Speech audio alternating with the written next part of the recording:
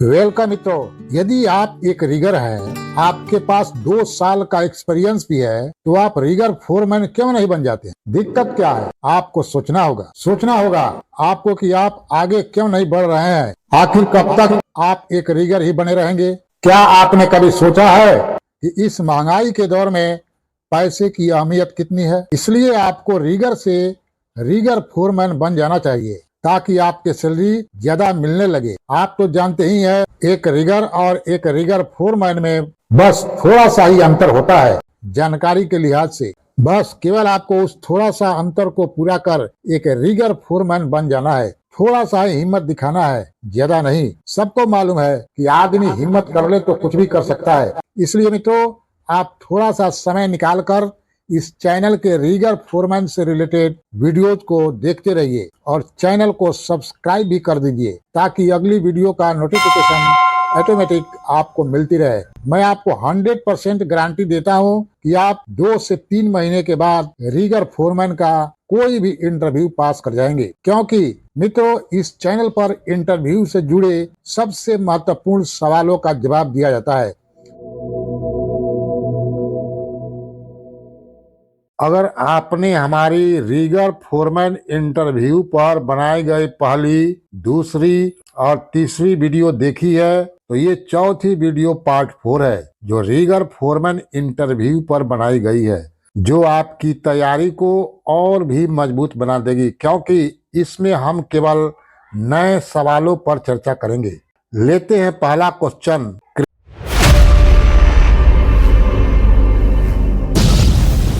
Crane operator और rigour foreman के बीच तालमेल क्यों जरूरी है? इसका आंसर है, अगर क्रेन ऑपरेटर और रिगर फोरमैन एक सिंक में काम नहीं करते तो एक्सीडेंट होना तय है। दोनों को हैंड सिग्नल, रेडियो कम्युनिकेशन और लिफ्टिंग प्लांट को पूरी तरह फॉलो करना चाहिए। अगला क्वेश्चन है,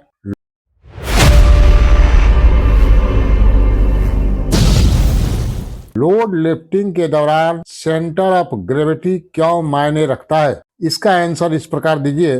सर, सेंटर ऑफ ग्रेविटी किसी भी लिफ्ट का बैलेंस पॉइंट होता है। अगर सेंटर ऑफ ग्रेविटी गलत तरीके से सेट हो गया तो लोड अनस्टेबल हो सकता है, जिससे बड़ा एक्सीडेंट हो सकता है। प्रोफेशनल रिगर्स हमेशा सेंटर ऑफ ग्रेविटी को पहले कैलकुलेट करते हैं और फिर सीलिंग पॉइंट डिसाइड करते हैं। अगला इंपॉर्टेंट क्वेश्चन है,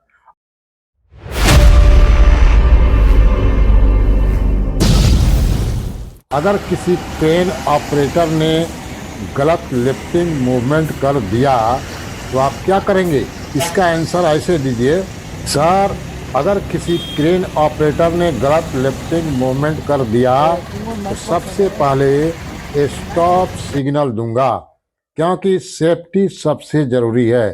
फिर ऑपरेटर से कंफर्म करूंगा कि गलती कहाँ हुई और सही लिफ्टिंग टेक्निक को समझाऊंगा।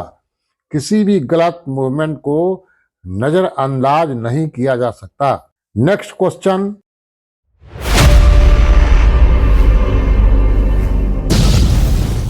यह भी इंपॉर्टेंट क्वेश्चन है।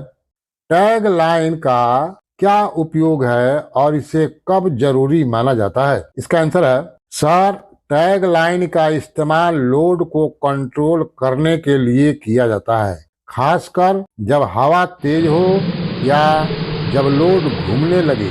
यह सेफ्टी के लिए बहुत जरूरी है सर, क्योंकि बिना टैग लाइन के अनकंट्रोल मूवमेंट एक्सीडेंट का कारण बन सकता है। मित्रों, कर भला तो हो भला। यदि आप हमारे चैनल के विकास में योगदान देना चाहते हैं तो आपके पास एक शानदार मौका है। बस चैनल के ज्वाइन बटन को दबाकर जुड़ें और आर्थिक मदद करें। सिर्फ 29 रुपए से ही आप हमारे इस सफर का हिस्सा बन सकते हैं। आपका यह सहयोग हमें और भी बेहतर कंटेंट लाने की प्रेरणा देगा। धन्यवाद और शुभकामनाएं। Best of luck. अगला क्वेश्चन, लोड लिफ्टिंग के दौरान कौन सा सबसे कॉमन सेफ्टी वायलेशन होता है? इसका आंसर है, सर, लोड लिफ्टिंग के दौरान सबसे कॉमन वायोलेशन है और अप्रूव्ड लिफ्टिंग गियर का इस्तेमाल करना और ओवरलोडिंग। कई बार लोग जल्दीबाजी में इंस्पेक्शन स्किप कर देते हैं, लेकिन यह सबसे खतरनाक गलती हो सकती है। एक एक्सपीरियंस रिगर फोरमैन कभी भी शॉर्टकट नहीं अपनाता। अगला क्वेश्चन है, अगर कोई नया crew member safety protocol follow नहीं कर रहा है तो आप क्या करेंगे? इसका आंसर है, सर, अगर कोई नया crew member safety protocol follow नहीं कर रहा है तो सबसे पहले उसे तुरंत रोकूंगा और प्रॉपर सेफ्टी मेजर समझाऊंगा। अगर वह फिर भी लापरवाही करता है तो सुपरवाइजर को रिपोर्ट करूंगा। टीम वर्क में सभी की सेफ्टी मायने रखती है और एक भी गलती पूरी टीम के लिए रिस्क बन सकती है। अगला क्वेश्चन है, आप हैंड सिग्नल कम्युनिकेशन कितने अच्छे से जानते हैं? इसका जवाब दीजिए। Sir, hand signal rigging industry की लाइफ लाइन है। मैं हर जरूरी सिग्नल परफेक्टली जानता हूँ, जैसे स्टॉप अप का सिग्नल, डाउन का सिग्नल, बूम एक्सटेंशन का सिग्नल, बूम रिट्रैक्ट सिग्नल इत्यादि। क्रेन ऑपरेटर और टीम के साथ सीमलेस कम्युनिकेशन ही सेफ लिफ्टिंग की गारंटी है सर। अगला क्वेश्चन है, वायरल क्वेश्चन है, अगर लोड लिफ्टिंग के दौरान सीलिंग डैमेज हो जाए तो आप क्या करेंगे? इसका आंसर है, अगर लोड लिफ्टिंग के दौरान सीलिंग डैमेज हो जाए तो तुरंत लिफ्टिंग ऑपरेशन रोकूंगा, सीलिंग को रिप्लेस करूंगा और सभी इक्विपमेंट को इंस्पेक्ट करूंगा। डैमेज सीलिंग का इस्तेमाल जारी रखना सीधा हादसे को बुलाने जैसा है सर। मित्रों, और अधिक जानकारी के लिए आप इस चैनल के प्लेलिस्ट का दौरा बेझिझक कर सकते हैं। प्लेलिस्ट में आपको ढेरों सारे वीडियोज मिल जाएगी जो आपको निश्चित रूप से क्लाइंट इंटरव्यू में मदद करेगी।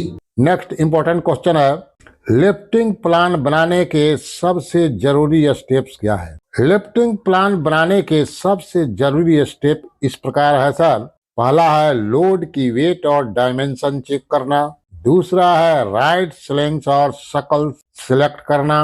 तीसरा है क्रेन कैपेसिटी वेरीफाई करना। चौथा है सेफ्टी कंडीशन चेक करना, वेदर, ग्राउंड स्टेबिलिटी इत्यादि।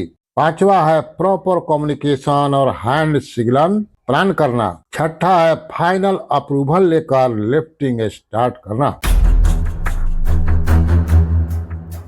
अगला क्वेश्चन है, डायनेमिक लिफ्टिंग और स्टैटिक लिफ्टिंग में क्या अंतर है? इसका आंसर है, स्टैटिक लिफ्टिंग एक स्थिर और न हिलने वाले भार को उठाने को संदर्भित करता है, जैसे किसी भारी वस्तु को पैलेट पर उठाकर उसे अपनी जगह पर स्थिर रखना। डायनेमिक लिफ्टिंग की परिभाषा है किसी ऐसे भार को उठाने को संदर्भित करता है जो गति में हो या अपनी स्थिति, गति या दिशा बदल रहा हो, जैसे क्रेन की सहायता से किसी भार को उठाना जबकि वह चल रहा हो या झूला खा रहा हो।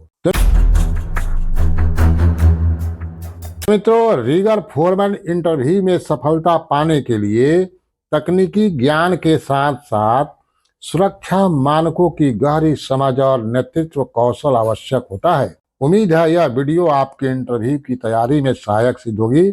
यदि आपके कोई प्रश्न है तो कृपया कमेंट सेक्शन में पूछें। वीडियो को लाइक और चैनल को सब्सक्राइब करना न भूलें और इसके बाद आने वाली पार्ट 5 वीडियो को देखना न भूलें। Best of luck. मित्रों, और अधिक जानकारी के लिए आप इस चैनल के प्लेलिस्ट का दौरा बेझिझक कर सकते हैं। प्लेलिस्ट में आपको ढेरों सारे वीडियोज मिल जाएगी जो आपको निश्चित रूप से क्लाइंट इंटरव्यू में मदद करेगी। वीडियो देखने के लिए बहुत बहुत धन्यवाद मित्रों। Best of luck.